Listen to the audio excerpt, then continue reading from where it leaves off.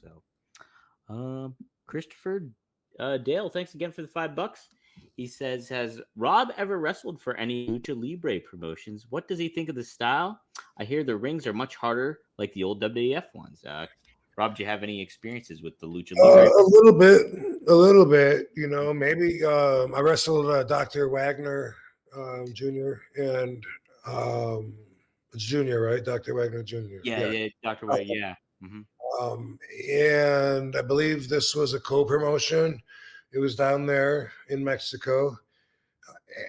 And I've been turning down a lot of offers to go to Mexico for more money because of the cartel crime was really bad at that time, and Oh yeah. kidnapping people, beheading them, and stuff. I was like, no, I'm good.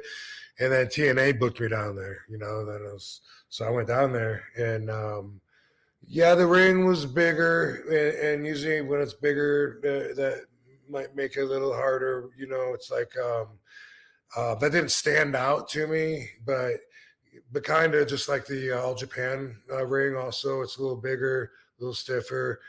The ropes aren't super tight cable because people weren't walking on them and doing flips and shit that much often. But um, what do I think of Lucha Libre? I think that it's fun entertainment for fans of the genre. They sure do seem to have a lot of midgets. I don't know why. I don't know. Lucha Libre sure does seem to have a lot of short luchadors. And, you know, there's a lot of it that I can't get behind. Hmm.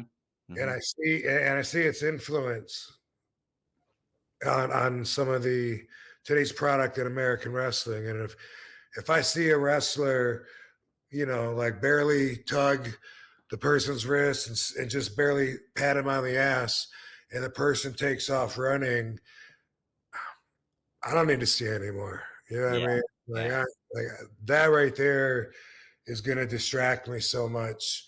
And that's a big part of, for some reason, that's a big part of what they do is just, you know, it's almost like there's a button on their back and they just smack. And I'm not a fan of all that, you know, like, go run the ropes and somehow you run right by me and I didn't catch you. And I don't know what the name of that is, but that's something that my generation didn't do, but it's something I think they got from Lucha and adapted. So I see a lot of wrestlers do that. It's I don't know, it's weird to me. Like, you know, do you know what I mean? Like Oh throw a yeah, wrestler in the totally. ropes and then they'll run the same direction and the wrestler comes off the ropes. They're like, hey, I just passed you. Yeah, Wait, and they'll turn around. it's Well, what like are you them doing? trying to Are catch you up with hitting one another. the ropes or am I? And then they come back and hit him with something. I don't know. Right? Yeah, it's a little weird. It's a little weird. You know, it's I do like the lucha libre aspect of things. There's some stuff that I'll go and watch, like some of the matches, and yeah, some of it just it does not make sense, and it's just like okay, I guess like a lot of the crowds is just used to suspending their disbelief when it comes to some of that stuff, and then I don't know. Have you noticed too that some of the referees during the lucha libre matches they're crooked?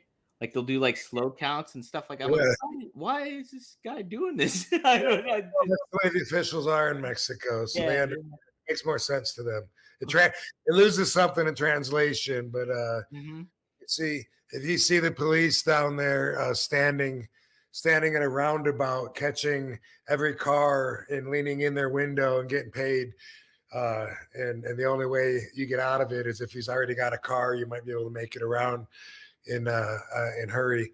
But then you would understand it more. I think it's about that. But anyway, the more I think about it, I think it's Lucha Libre that is affected the hybrid of what wrestling is now as far as the product in a lot of ways, which of course makes sense. I mean, it's not like it's just a brand new discovery, but I'm thinking about like I'm comparing all the dives too. Like a lot of times it seems like with the Lucha Libre shows, it seems like there's an awful lot of dives too, you know. Oh yeah, 100%. No, but I think about guys like Ray and stuff like that, and Psychosis, who we mentioned earlier. those guys like implementing that into the product back in those days was like, man, that's, and like Ray was so unique because he made it look legitimate, and he made it, he was a smaller guy, but he was like the exception to the rule of the smaller guys back then, where he was like he was believable, and that's what was kind of neat about Ray a lot of the times. Yeah.